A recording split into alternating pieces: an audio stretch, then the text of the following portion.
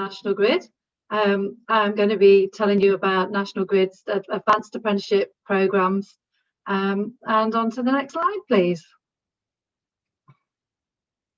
So just to start off, this is just a little bit about National Grid. So we are at the heart of energy transmission. We are the orange bit in the middle. I don't know if you can just scroll to the orange high voltage transmission lines. So electricity is generated by the power stations, and wind and solar farms now, and it's transported across England and Wales via the National Grid on either underground cables or on the transmission lines that you can see in the picture in orange on this slide. So the part of National Grid that I actually work for, and the bit that we're going to be talking about today, is electricity transmission.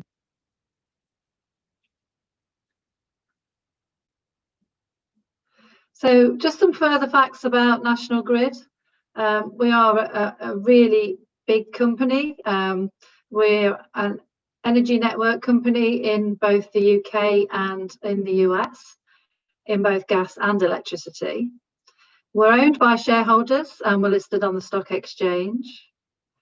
So in Great Britain, we're a monopoly, but we are regulated by Ofgem. We employ over 6,000 people in the UK, and our UK revenue is around 5 billion per year. So now on to electricity transmission itself. So as you can see on the map, we actually work in England and Wales and up to the orange line. So we don't actually work in Scotland in electricity transmission. The pink bits are the gas pipelines that you can see, but the blue and the red ones are all of the overhead lines and cables for electricity transmission. And you can see in the two pictures there, the first one is the underground cables. So there's miles of underground cables and also miles of the overhead power lines. So National Grid has 4,481 miles of overhead lines and 1,416 miles of underground cables. And what we're going to be looking at today is both our substation advanced apprenticeship, but we also do have an overhead lines apprenticeship as well. And they're the people that look after the towers and the overhead lines. So where do you fit in? So in these pictures here, they're all pictures of different types of substations that we have. And you could train to be a substation advanced apprentice. So the work is no 2 days are the same. It's really fast paced. There's lots and lots of things to do. On a day-to-day basis, you'll be maintaining and repairing the high voltage substation equipment, obviously under really good supervision whilst you're an apprentice. You'll be working on circuit breakers, transformers, disconnectors. You probably won't know what any of these are at the moment, but if you really are interested in working for National Grid, then you can Google all of these, and they're really interesting pieces of equipment. So what you'll be doing is looking after all this equipment, and this high voltage electricity equipment helps us keep the lights on nationwide. So how would you train for your advanced apprenticeship? So the qualification itself is power network craftsperson for substations. It's a 3-year program, and it's delivered through a variety of different ways. So some of it is academic, quite a lot of it is practical training at our training facility in Ekron. And then you would also be based on our substation sites across the UK. You'll earn whilst you learn, so you will be for a substation advanced apprentice, you start on about £18,000, and you'll be training at our world-class training centres and in our substations. And we'll show you how National Grid does it. So the content of the programme is you would do a City and Guilds Level 3 diploma in electrical power engineering, distribution and transmission. And you'll also be doing a variety of training at our Ecorin training facility. So it'll be technical training, professional training. There's an awful lot of health and safety training in there, and they're delivered by our qualified delivery staff.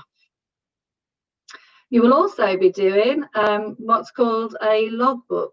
So whilst you're on site, you will be asked to do 13 different jobs over the 3-year period.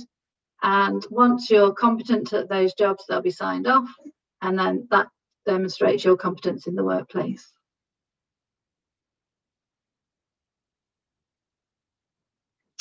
So not only could you become a substation advanced apprentice, you could also decide to be an overhead lines advanced apprentice.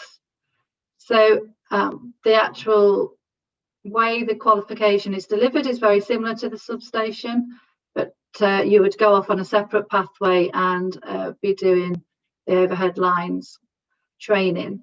You do need a really good head for heights if you want to become an overhead lines apprentice. You will be working, 45 foot up on the towers, and you will need to take your hands off. So you need to be have a really good head for heights. So again, always something different to do. No 2 days are the same. Different types of work that you could be involved in, or carrying out risk assessments, checking the structures, climbing up the steel towers, climbing up the poles, repairing, maintaining the equipment, testing the voltage, driving the vehicles. We have some quite cool vehicles that they drive around. Carrying out electrical switching procedures, so making sure that everything is really safe and you're not working on any live power, and organising teams to carry out the maintenance operations. And again, it's very similar. So the qualification you would be taking is Power Networks Craftsperson Overhead Lines. Again, takes 3 years. Again, it's a mixture of academic and practical training, earning whilst you're learning. So again, earning £18,000 a year to start off with, and then that goes up each year. Very similar to the substation, but in the way that it's delivered, it's the same level 3 diploma, very similar academic training, and you would also do a logbook with 13 overhead lines jobs in. So the application process, applications open on the 11th of December. You would need GCSE Science, Maths and English at grade 4 or level 4 or grade C and above, plus one of the below, so 2 additional GCSEs at grade 4 or a C. Can be any subjects, a BTEC or equivalent in any STEM subject. And do remember that we are a grade 1 Ofsted provider, so we are an outstanding provider of advanced apprenticeships. You'll get accredited training, so your level 3 diploma is through City and Guilds. You'll also do a qualification called Performing Engineering Operations through City and Guilds, and a variety of other ones, including PASMA and MUP. So they are accredited training that you'll be doing, which is inside of your advanced apprenticeship. So you come out with loads and loads of qualifications.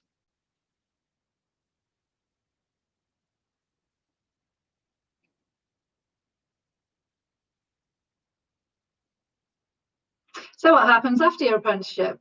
So the role of your apprenticeship trains you to be an electricity transmission substation craftsperson or overhead lines craftsperson, whichever path you decide to go on. So when you've actually finished your training, the craftsperson role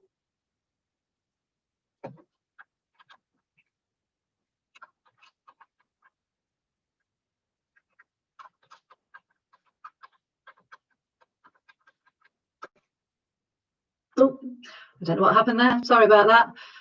So after you finished your training, the craftsperson role attracts a starting wage of around 24,000, and you'll continue developing and training and growing throughout your time at National Grid.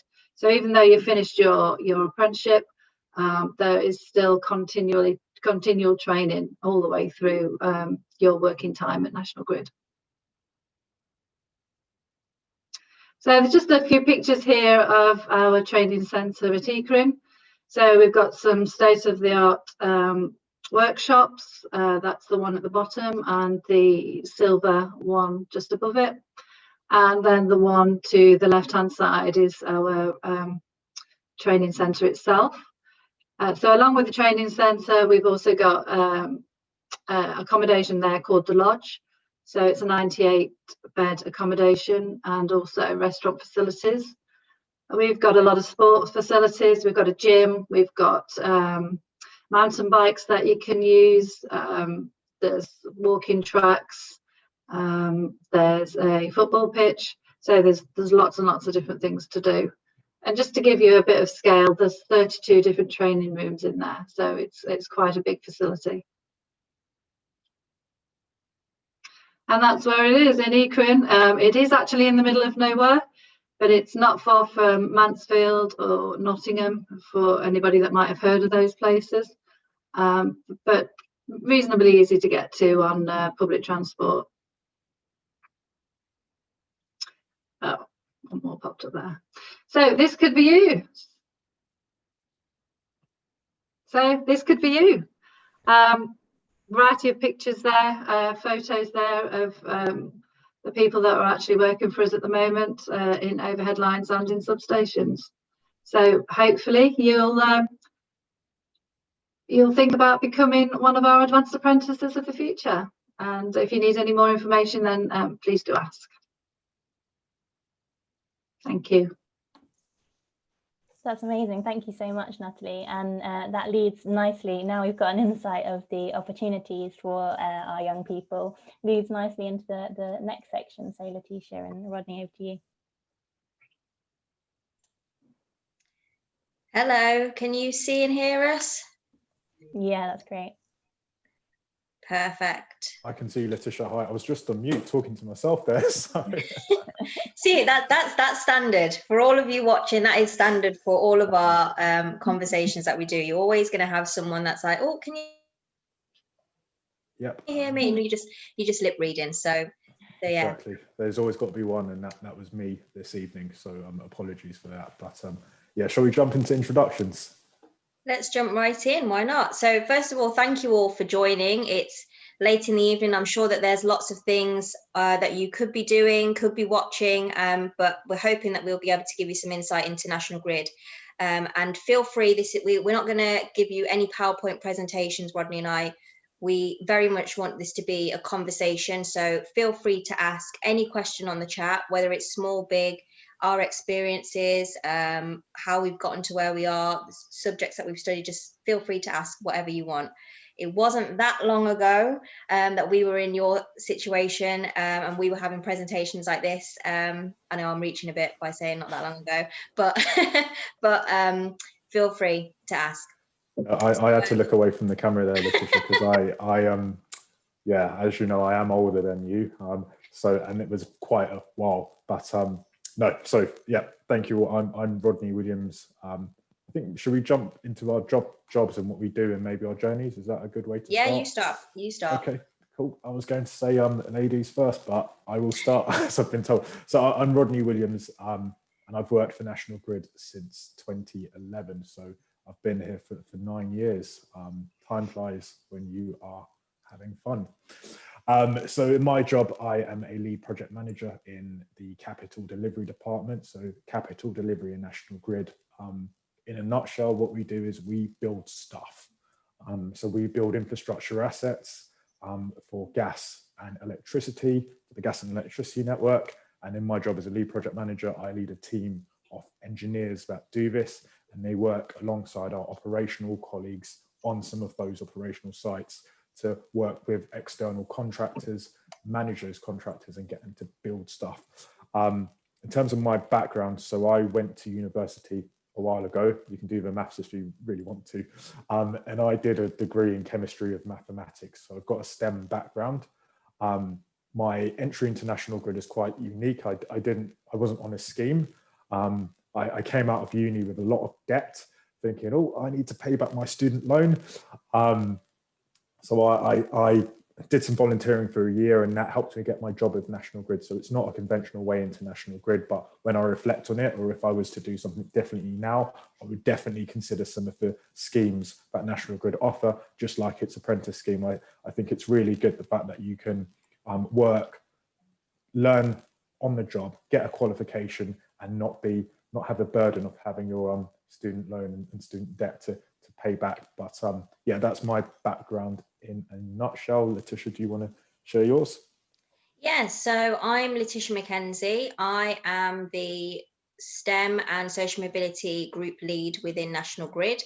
And in a nutshell, that basically means me looking after all of the STEM activity that we do in our UK organisation and in our US organisation, having a look at what we do. So some of you might have heard of the Big Bang events, looking at all of the initiatives like that we support, and coming up with a strategy of how we can go forward to really engage young people like yourselves into considering STEM subjects.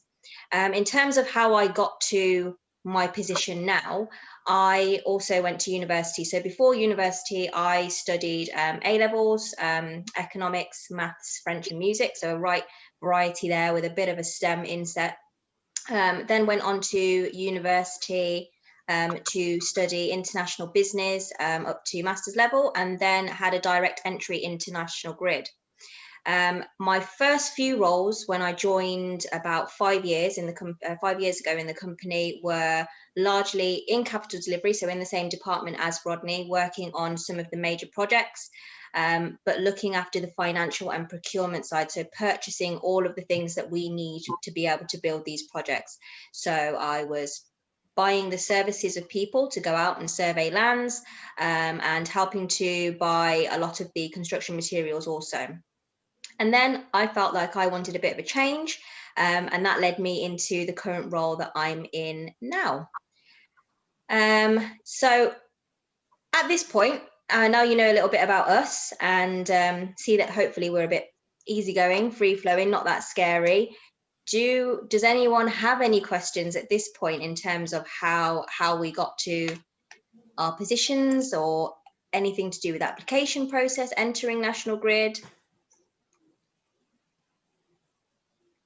I actually have a question for you, Rodney. Yeah, go for it. What would you say is the best thing about working for National Grid in your experience? I think that is a really good segue to what I was about to speak to you about, and that was so I'm just looking at the title here, and we're here to talk to you all about company culture.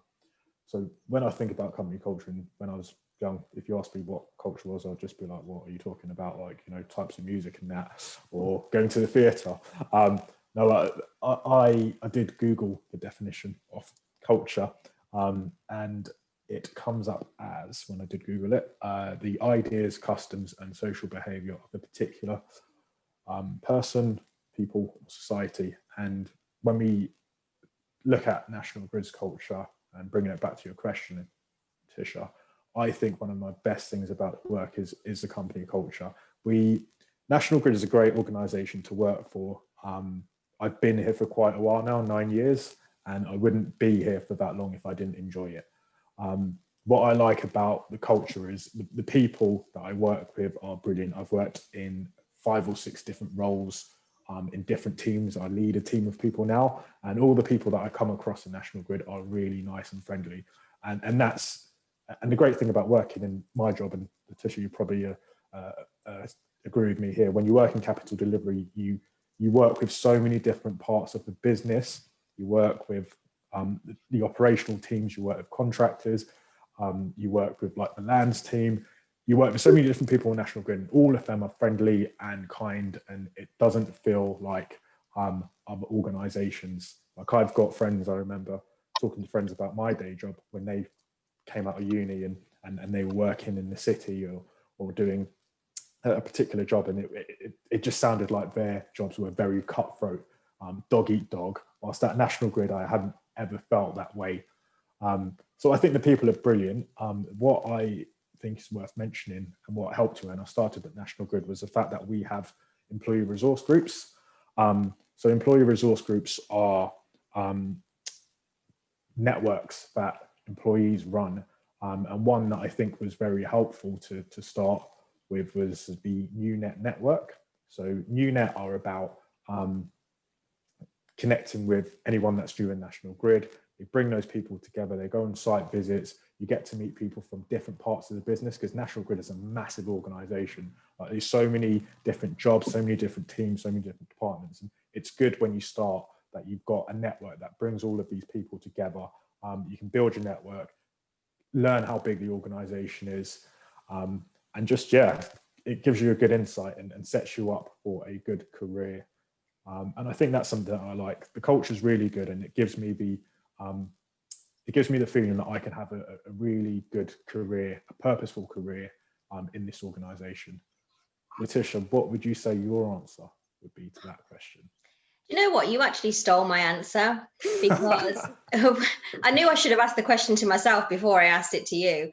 But it is very much for me, that ability to bring aspects of my personal life into National Grid. So people see the real aspects of me, and I'm not having to pretend to be someone when I'm in the organization. So like you mentioned, we have the ERG groups, and NewNet for me was a big employee resource group, which really benefited me. So coming from a non-technical background and almost direct entry, I didn't have that collective of people who would come through an apprenticeship scheme with me or a graduate scheme. So for NewNet for me was really about building those bonds and building some friends. And not only that, it was the opportunity to actually go on site. So NewNet hosts a number of site visits. So you're able to travel all around the UK, go and see some of the sites, understand at a basic level what's happening and how it fits into National Grid. And for me, that was really important, to be able to put that into perspective in what I was doing in my day job. And then, like you said, there are the social aspects. It is very much a people-friendly place. There have been so many, and I'm not selling it by the socials, but there are so many opportunities for you to really get together with loads of people in the organisation. Whether it is, nights out, movies, meals, lots of initiatives, volunteering. We've just launched Grid for Good, which is all about, partnering with charity and doing good in the communities. Whatever your interests are, you have the option and the ability to be able to bring that into work.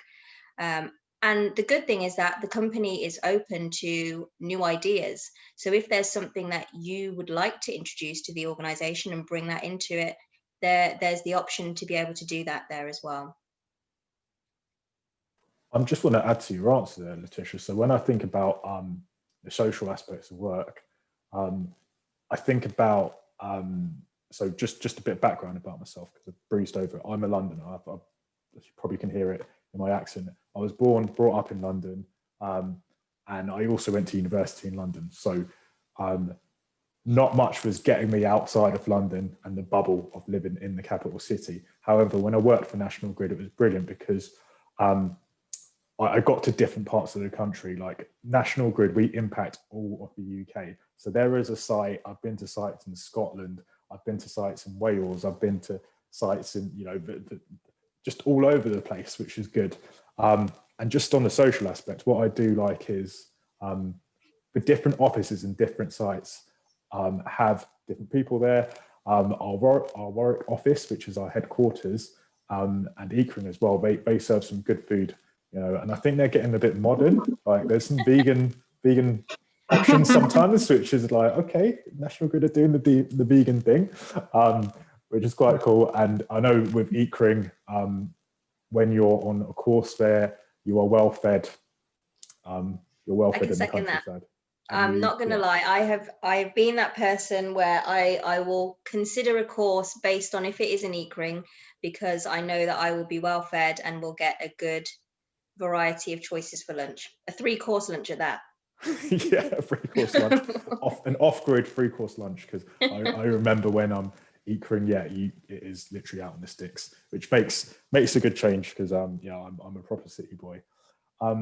Question for you, Letitia, right? So I'm thinking about our audience, and they are, you know, still at school. Some of them are doing their A levels, and it's really good to see people, you know, interacting in the chat, saying what they're studying and stuff. What advice, based on what you know, right, where you're at right now, what advice would you give yourself when you were that age? What advice When would you're I thinking give? about like careers and just life in general, what advice would you give yourself? So I think everything you've gathered working for National Grid. So I think it would be the same advice that I probably was a bit apprehensive and scared to do at the time, but it's something that's carried me through all the way. And that's really to ask a lot of questions, be inquisitive. I know that the questions are in your mind, but it's just to reach out, be inquisitive, really understand and find out as much as you can about if you have a subject that you're interested in. Speak to people who have studied that in the past, read about the subject, just find out as much information to really be able to make a decision that is best for you, and really consider all of your options, and don't really play into peer pressure. I know that at your age it can be, you know, university is sold that it's the best thing, but it's not the only option. And, you know, you have to consider it for you and where you want to be, what you want to achieve, and all of the options are there. That was pretty good. I think when I think about that question, you stole part of my answer, right? Because I would definitely say that to myself. I would also say, and just more expanding around considering all options, like there's so much out there to help you with what decisions you want to make. So when I think about my background, I've never woke up and said, right, I want to be an engineer and work for National Grid, or right, I want to be a lead project manager and work for National Grid. I would literally go with the flow, do what I enjoy.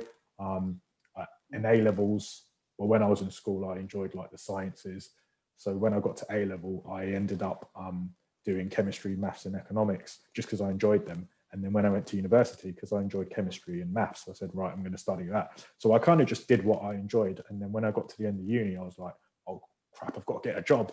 Crap, like real life has begun. I need to start earning money. So I would say to myself now, looking back at it, think about a career, think about how you can link what you enjoy to something that makes you money. And ideally avoid going to university because you come out with a lot of debt. And I don't know how young people do it nowadays because I didn't pay as much as you were paying then. So yeah, consider all your options, but use all the resources that are out there. So you've got things like LinkedIn, you've got things like Glassdoor, like a lot of tools are out there to help you research different careers. And the fact that you're at one of these sessions is brilliant, but also utilize the session itself. Like you will never, well, not never, but you might not be in this position where you have people that are willing and able to guide you and answer some questions that you may have. So you might not be in a position like this. So utilize it, you know, use that chat box, feel free to ask us questions. But when I was studying, I didn't have access to these things because they just weren't around. LinkedIn wasn't available. The internet was still early days. We didn't have virtual interactive sessions like this. Showing your age now, Rodney. Yeah, I am. I'll start talking about dial-up internet and that. So I think we'll stop there. But cool. Any other questions? And Letitia, do you have anything that you want to share? No, I suppose my last question to you would be, why National Grid? Why National Grid? For me, so I did know about National Grid as an organisation. I remember studying economics and learning about monopolies and how National Grid was one of them. So yeah, I did know about National Grid, and I think for me, it was just the opportunity to work for a really big organisation that impacts everyone every day. So if you think about the population, we all need energy, right? We all need energy. So what we do in National Grid is going to impact everyone, right, in the country. Without National Grid, you wouldn't have the electricity and the gas that's flowing through the pipelines and going through your electrical, you know, wires and cables. So it's really cool to sort of take a step back and say, actually, do you know what? the organisation that I work for has a massive impact in society. And why I really like my job particularly is because in the construction department, and I'm sure some of this will apply to like our teams that work in operational sites, you see the change that you're making, like you're building assets, you're helping to power a town, a village, a city. Like, yeah, so it's about that feeling that I have, which is why I think, yeah, it's cool to work for National Grid. How about you, Letitia? Why National Grid? I think it's really just being able to bring my whole self to work, and being able to feel comfortable in an organisation where I feel confident to be able to excel my career at the pace that I would like to, have the social interactions that I want to, but also in an organisation where there are opportunities, and that's important to me. What an amazing kind of summary of the culture. I think that you did that so well, and I think that lots of the students would have benefited so much from that. So thank you so much. And I actually have some questions for you myself. I'm going to save them for the Q&A at the end of the session. So thanks, Letitia and Rodney. In terms of the next kind of section, we are showing a bit of a day in the life, and I'm just going to share a quick video before we introduce you to our next panelist. So I'm going to do that now. Any issues at all with kind of sound or anything like that, do pop that in the chat box for me, and I'll get that kicked off. So here we go. I'm Sarah Wallen-Jaffe, a graduate construction engineer. I joined National Grid following my dissertation project with the system operator. That project made me realise how exciting National Grid is and how important our role is within the energy industry. Back in the office now, you'll notice I'm now wearing a mask. We wear masks at all times when we're inside, and when we're outside we have visors on our hard hats. There's a number of classrooms and workshop facilities. There's also a gym and canteen outside of work. So we're outside now. I thought I'd bring you to our RAMS board just to show you some of the work we do in terms of documentation. So a big part of my job is signing off risk assessments and making sure that everyone is working under safe procedures. Once those documents have been signed off, we store them outside. Here we also have a mirror to show you that you are responsible for your safety. So just a quick tour of our site. We're building a tunnel on an old gas holder. You can see the gas holder behind. We've demolished 2 of those before we started building our tunnel, and now we're left with a big open space. Behind me, you can see our cabins. We're installing 78 of these cabins, which will form our main office for the project, which we should be able to open early next year. I guess something I would be surprised by is I'm training to become a yoga teacher. Sometimes that still surprises me. I think my favourite memory was getting some of the guys to hot pod yoga. I do love my job. So I don't feel like I come to work. You know, I jump on my bike, get into the office, and everything just kind of merges into one. And I think that's when you know that you really enjoy your job.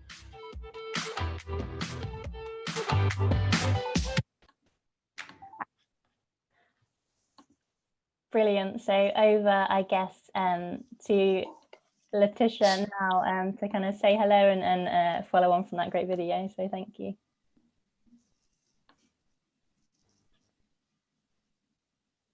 Are you able to unmute yourself, Letitia? I'm not sure. Oh. Sorry, do you mean Sarah? Sarah, sorry. Yes, over to you. No worries. Are you able to flick on the next slide? Great, thank you. So hi everyone, thanks for joining. I'm still sat on quite a noisy construction site, so I'm hoping you don't have any background noise, but apologies if you do. You're getting the real experience if you do. So just following on from that video there, wanted to spend the next kind of 10 to 15 minutes talking through my journey and my current role at National Grid, and then there's time for some questions at the end. So please have them ready. I'll pop them in the chat box as I go. So just a recap of how I joined National Grid. I actually chose a dissertation title at university that was how resilient is the UK electricity network to terrorist attacks? So I thought that title sounded fairly exciting. And I reached out to National Grid and said, you know, can I work with you for this project? And fortunately they said yes. So I spent the best part of 12 months visiting the head office in Warwick, and working with the control rooms. And during that time, I was responsible for reviewing National Grid's current Black Start procedure. So Black Start is what National Grid does if there's loss of power in a proportion or across a larger part of the country. And I think, to be completely honest, without that introduction to National Grid, I probably never would have joined the company. I studied civil engineering, so the only clear route that was presented to me at university was to grow into a construction role with a contractor, or to be a designer in a design office. So I would never have considered National Grid, which we know as a client organisation. So it was massively important to get that experience, and I would encourage anyone that's on here to really look at how you can get any type of work experience, whether it's just a day in the office, a week, or a whole summer working somewhere, because I think it really does pay off in terms of teaching you what you want out of a role, or maybe what you don't like. That's just as important to find out. Just to touch on the note Rodney made as well on culture, I think culture at National Grid is massively important, and there's certainly other companies that I'm sure operate very similar to us, but a very big thing for me was making sure that there's a clear route for progressing. There's clear, structures in place for making sure that you get training and you're developed in your role. You can move around the company. I felt like other companies that I considered, it wasn't quite clear who would monitor your progress or who would help you to know how to progress. It wasn't clear what training you'd be given, and they were all things that were very important to me. So I joined the National Grid graduate programme after my dissertation project, and that was broken down into 3 6-month placements. The first placement was on a security project, which is the project Rodney is currently on. It's called ISS, which stands for Integrated Security Solutions. And I always say that first 6 months was very much about finding my feet in National Grid. So the project isn't very civil engineering heavy, which was my background. But it was a massive opportunity to travel the whole length of the country. I went to so many sites. I used that first 6 months to just network as much as I could. I was based at the head office, so it was a really good opportunity to speak to people in all different departments. And actually, as a project, it interfaces with loads of different parts of the business. So it's massively beneficial in that way. The first 6 months as well is very intense on training. So eCring that was mentioned before was a big part of my life in the first 6 months. Lots of food, lots of staying away from home, but I really enjoyed it, and it was a massive opportunity to get to know the people that were also on the grad scheme and spend time with them. You're also put on a lot of behavioural training courses, so you have sessions where actors will play out difficult situations with you. You also do 2 weeks where it's fully residential training, so you can be working until quite late in the evening. You've got quite intense deadlines, and it's all to do with how you cope with that, how you manage it, and how you work with other people. So that was the first 6 months. The second 6 months is typically what we call a broadening placement, and I think it's the same for some of these apprenticeship programs. You're given an opportunity to try a different area of the business.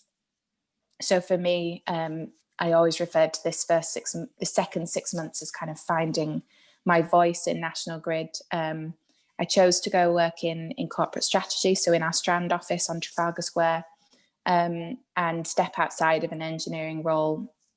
So I joined a team called Scenarios, which was planning what National Grid might look like in 2050, and how external, what we call contextual factors, might affect National Grid's opportunity to grow or diversify. So we were looking at things like electric vehicles. We were also looking at the US and UK business, so the impact of politics, particularly what a Labour government could do to change National Grid. We were looking at things like hydrogen, different types of energy generation, how the energy mix might change. We're also heavily regulated, so our regulator could make different decisions that would impact how we operate as a business. And I would say for most of that 6 months, I was hugely out of my depth. I felt as though everyone in the team went to Oxford or Cambridge and I didn't quite fit in. But I'd say at the end of the 6 months, I left with a massive amount of confidence that I am capable of tackling problems that, I'm not naturally trained in, because I can apply, good logic and, useful thinking to a problem. I could take on things. I had a really, really great manager in that placement. So up until then, I just worked in construction. Quite often, female engineers don't go into site-based roles. So I hadn't worked with many women. So it was a completely different environment to work in, and something that I'm really glad I went out and did. And then finally, the last 6 months, which I always kind of referred to at the end of the grad scheme as finding my value, I joined the London Power Tunnels 2 project. And in that 6 months, we hadn't gone into construction at that point. So myself and another graduate were responsible for writing our investment paper that goes to the regulator to secure our funding for the project. Luckily, we were successful. The funds that we asked for were approved. And then we went into construction in March this year. So I was fortunate enough to stay on in my role in London Power Tunnels. And I was really, really pleased to be able to see it go into construction. So if we just flick on to the next slide. So I remained in my role on London Power Tunnels, and I now look after one of the sites as a project supervisor on the project.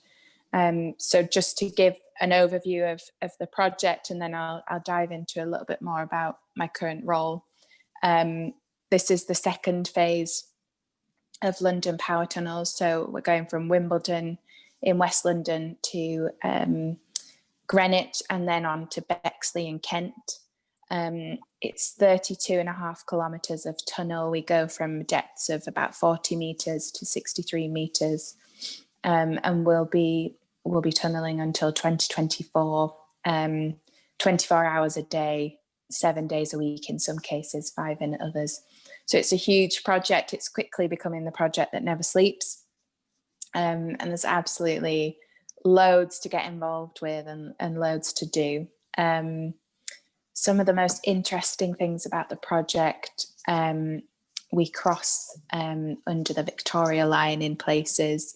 So sometimes you can hear the tube going over our tunnels. It carries the cables for South London. So it's massively important in terms of the uptake in electric vehicles that we're expecting to see in the future. And as part of the cable install, we've been doing a lot of research into how we can value engineer or increase the efficiency of the current design. So we're looking to remove some of the fire protection that would be needed on the cables. And as a result of that, we've taken some cables to Prague and tested them. So the photos that you can see at the bottom of the screen there with the fire and the flames coming out are some of the tests that we've been doing to see what fault currents are needed to alight and sustain a cable. So if we're successful in our pitch and our experiment, that's quite a big win for us on this project. It saves about 6 months of time and £5 million. So they're some of the things that you can start to get involved with.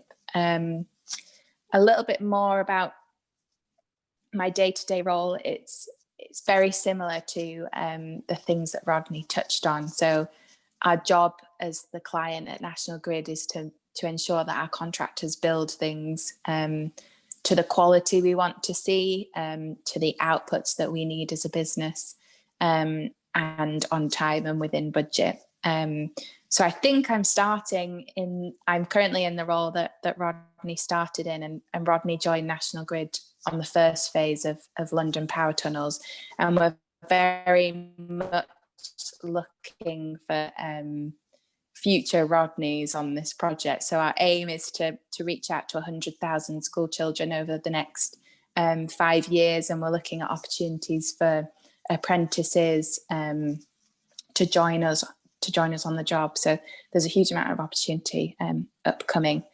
The main kind of day-to-day roles is working with the contractor, making sure that what goes in the ground has been done to not only risk assessments and safety procedures, but also the right quality. And a lot, again, is to do with culture. So quite often people have never worked for National Grid before, or they've never worked with each other. And there's a lot of coordination that's needed to make sure it's delivered safely. So I'll stop there for now, and hopefully we've got some time to open up for questions. Yeah, absolutely. There are quite a few questions coming through. I'm just thinking, as we move into the Q&A section just after you, Sarah, I just really want to quickly share the day in the life video to kind of top and tail your section. So I'm just going to do that now. So this is another example of someone giving us a snapshot of their day in the life. So everyone, let me know any issues at all with kind of seeing this video. Hi everyone, my name's Asad and I'm an ET apprentice, and I'll be talking you through a day in my life. So this week I'm doing a course up at the training centre, and this is the room I'm staying in. If there's one thing I love about the apprenticeship, it's having the opportunity to live away from home with my friends, and as you can see, the room is really nice. I always bring up my PlayStation to watch some TV and play some video games in my free time. There's also space for me to sit down and do some work and revision if I need to. Every morning I make my way down to the main building for a 9 o'clock start. Due to the pandemic, one-way systems have been put in place. I found that all the members of staff at the academy are really nice. We get along with them really well, and we always stop to have a chat with them, whether it be with the kitchen staff or the receptionist at the lodge. I normally get some lunch around 12 o'clock, and I always look forward to that as it's really amazing. This is the room that I'll be in for the whole week. I'm doing an electrical principles course with an exam at the end, and I've also got an assignment to hand in on Friday. We always get given regular breaks, so I can go and grab myself a coffee when I want to. After work, I enjoy spending time with my friends. We often go out for a meal or watch movies or play video games in our rooms, but we can't at the moment due to the pandemic. So one of us brings a PlayStation down to the classroom where we can still enjoy doing that while socially distancing.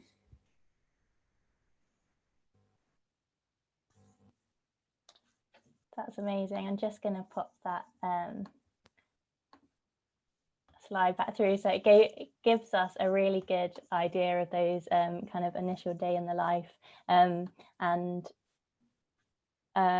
Sarah, I guess, sorry to jump in there with another kind of day in the life. Is there anything additional kind of moving through to training and development there? Yeah, I can cover this. This was mainly a backup slide, but happy to talk it through. I'd say I just wanted to cover the main kind of training opportunities that you're given. So in the first 18 months, you follow quite a set program of training depending on how you join the business. So you might be commercial or engineering. But for the technical graduates, you do a number of engineering specific courses, and a number of those are externally recognised at the end of the programme. So for me, I did SMSTS, which is a site manager training qualification, and IOSH, which is occupational health and safety.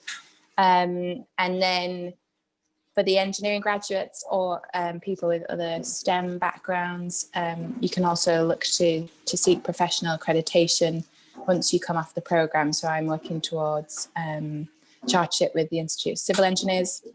And then finally, I'd say once you come off the graduate programme, you can then also discuss with your managers additional training. So one of the things I'm working towards this year is a project management qualification. Amazing. Thank you so much. And that gives us a good idea, I'm sure, to lead into the kind of questions that we have coming up now. So over to, I guess, in terms of the next steps. What we're going to do before that is just cover off any kind of initial questions. So Rodney, Letitia, I know I was really keen to hear about your day in the life earlier ahead of Sarah. So welcoming back really kind of Natalie, Rodney and Letitia for your elements of the session so far. I am going to extend that to you, Letitia. I know I was very keen. What does kind of a day in your life look like? Because it sounds like there's similarities between what Rodney was working on and Sarah. But yeah, if you could give that an idea. So I'll give a bit of the daily life of what my previous role was a few months ago, and also my current role. So my previous role as procurement and finance officer, it was largely around scoping out suppliers who can deliver the work. So we'll get a scope of works from the project teams and what they essentially want and need. I'll look at all the suppliers and have a look to see if they meet the criterias.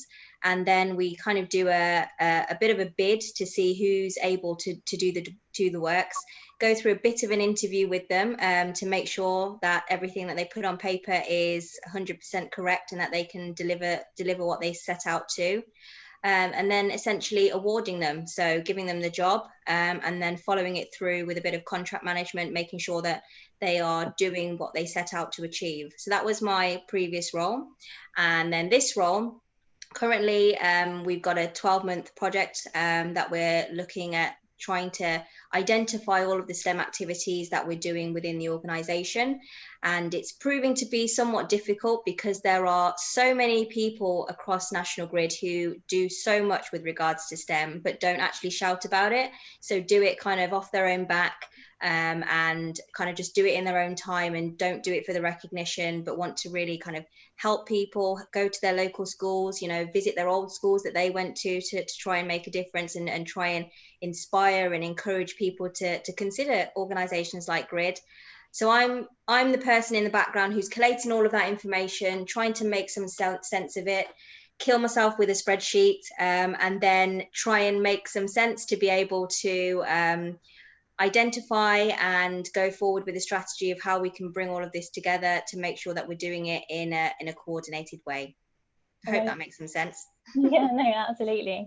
I was just intrigued to hear about that side of things as well. So we've got quite a few questions coming through, and there's a bit of a theme on some of them. And Natalie, I'm going to ask you this one because I know you touched on it slightly at the very beginning, but around the application process, like what can the students expect on that side of things, and what do you see as kind of a good application or any tips there? Right, so the application process opens on about the 11th of December and runs through for probably till about March. But what you do need to do is when you're actually filling in the application form, is really sell yourselves. So if you're particularly looking to apply to electricity transmission, what we're really interested in is people who are passionate about engineering, people who've maybe you've worked with friends, family, mending cars, or you put some kind of engineering project together, and it's selling it to us and telling us about it. Because the worst thing is when we see somebody with great qualifications, but they then don't actually put down what they've actually done to support that application. And if you do put down anything that you've done around engineering, the STEM, what you've done as a hobby or what you've worked on, that really will help your application. Does that help? Yeah, absolutely. Hopefully that answers a couple of the questions. And we've got sitting here, I guess, 3 people who've been through that process directly. Rodney, what would your kind of tip be, having been a success in your application? So for me, I think it's just using some of the resources that are out there. There's so much content on the internet that can help you prepare for like an interview or an assessment process. If you've got your own network, so you might have like an older brother, sister, or maybe your parents or your family, they might be able to give you some tips on just how to apply to jobs. Get someone to maybe review your application as well before you press that send button, and don't rush it. Give yourself enough time. Do not leave it till the 11th hour. Yeah, that's what I'd recommend. Yeah, absolutely. And also from Pathway CTM side, we can help support with that kind of checking of the application side of things. So make sure to reach out and ask us on that side. But good piece of advice there. Can I just add one more thing? I just thought about one. Yeah, what we do tend to get is people that go on our website and then just really recite back to us what we do in their application, instead of actually, I mentioned it before, but selling themselves. So we're not looking for people to know what we do and kind of write that in the application. We are looking to see what skills and experience and passion that people have in the engineering world. Yeah, no, that's definitely a good point. But I hope all the students on the line are kind of taking down those notes. That's a good thing to remember. And it just made me think of something which was part of your element of it, Sarah, which was talking about confidence and how you kind of built that throughout the process of actually being within National Grid. It's a hard thing to do, isn't it? Find confidence and find, that side of things. Is there any advice from going through that process, I guess, for young people that might be struggling a little bit with the confidence, but knowing they want to go down this route? I'd say one of the things, it's probably only in the last couple of weeks that it's really clicked for me, actually. And Natalie's just made a really good point about, not expecting to have to explain everything you know about National Grid. That's certainly something I did or tried to do in my interview for National Grid. And I left the interview very confused that I didn't get to show what I knew about National Grid, and they just wanted to know about me. So I'd say in terms of confidence, be very clear on what your strengths are. And it can be really hard actually to be confident in explaining what your strengths are, or even know or understand what they are if you haven't had feedback. So there's a number of online free strength assessments that you can do, and they'll give you kind of quite high level outputs based on the way you answer questions as to what your strengths are, and then just really understand like how those strengths would help you in the workplace.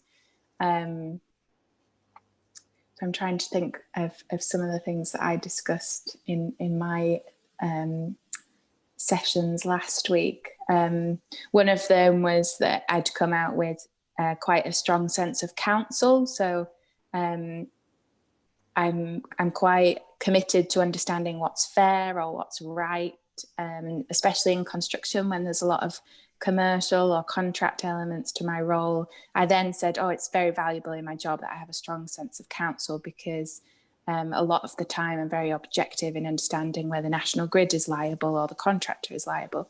So I'd say spend a bit of time figuring out what your strengths are, and whether that takes a family member or a friend to sit down with you and say, I notice you do a really good job of this, or I notice that you value this in what you do, and not everyone thinks the same way as you. So some things that can come across as really obvious strengths are actually things that other people wouldn't have.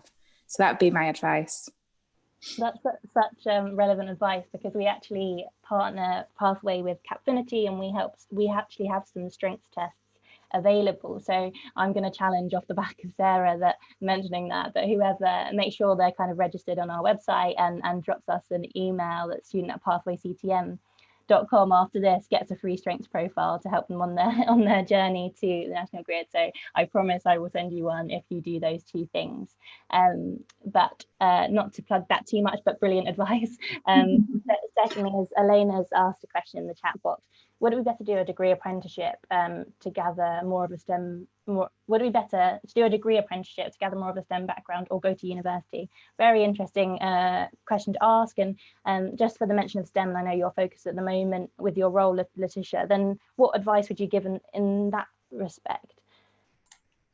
So I think it's very much down to the individual. In my experience, everyone is different, whether it be learning styles, or just the routes that they want to take. You have to, you know, like I said earlier, you have to really consider your options and see which one would be most viable for you.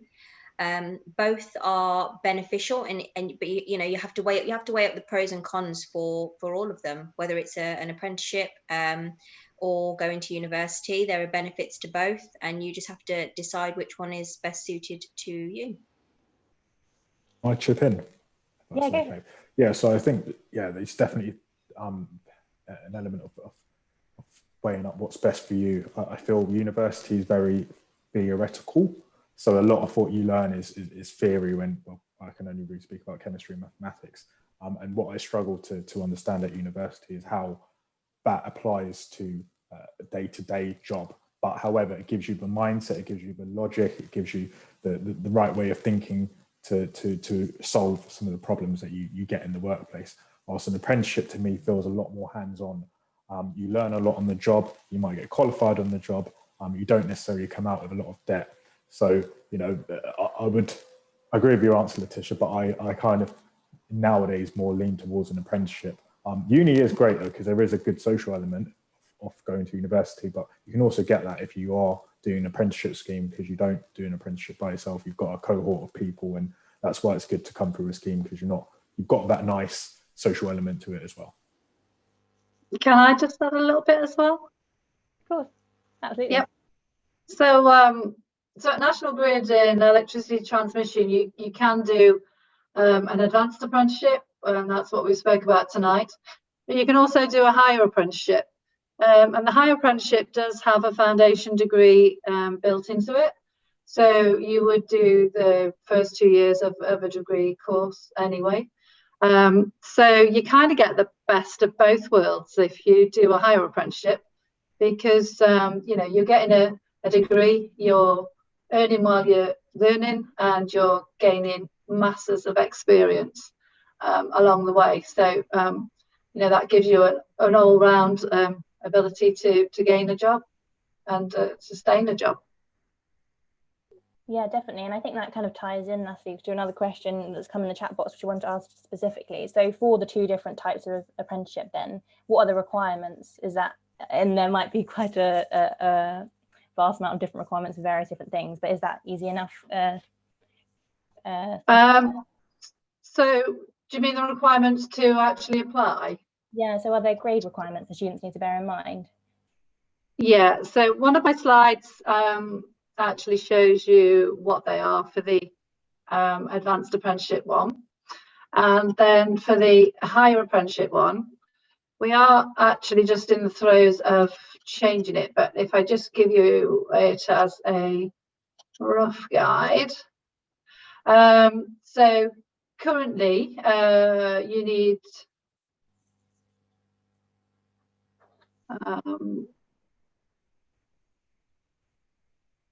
you need GCSEs English language at level 4 or grade C or above, plus one of the following. So 2 A levels, one must be in either maths or physics, the second can be in any subject, or a BTEC level 3 in engineering.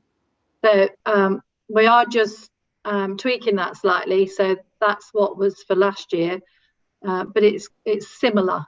So if you're working at that kind of level, that's the kind of level we're looking for the higher apprentices. And that would take you through to an engineer role at National Grid. And then the slide that I showed you for the advanced apprenticeship would take you through to a craftsperson role at National Grid. Okay, brilliant. And what we can do as well is, great question, Jane. So let's, after this session, send you around a bit more detail on that, and we can make sure that we can help you with any requirements, or if you're unsure, and have a double look at the website as well for the various one that you might be interested in. So thanks, Natalie. And we're kind of conscious of time, but wanting to wrap up on a kind of sum up note from a National Grid perspective. Rodney and Letitia asked so many good questions earlier that I always like to finish on, in terms of kind of why National Grid, which I know that both of you have kind of answered from that perspective. So I wanted to first extend that to Sarah. And then I have one more quick question before kind of wrapping up. So Sarah, why National Grid from your perspective, leading on from Letitia and Rodney earlier? I'd say it was two things. The first being just understanding kind of the critical role that we play. And it was really important to me that I worked for a company where I valued kind of the purpose of the organisation. And the second being there's so much change going on, and it's very common for National Grid people to talk about all the change in the energy industry, but it is so true. There's so much change happening, and it's exciting to be part of that and see where it's going to go. Yeah, absolutely. What a good kind of start. And Rodney, if there's anything you wanted to add on to that, absolutely go for it. Yeah, so I think just sticking with the purpose there, I think it's great to work for an organisation, and I've recently just stepped into a new role where we're doing a lot of strategic work for the construction part of the business, and we're doing a massive piece of work, and you might hear a lot about this, about net zero and sustainability. And I think the fact that we work for an organisation that really cares about sustainability and cares about the next generations and wants to make a change in that space is brilliant. And I just feel really proud to be working on work that I can look at and say, right, do you know what, I've done a really good job, and I've done something that's going to, one, impact people today, and also two, help people in the future.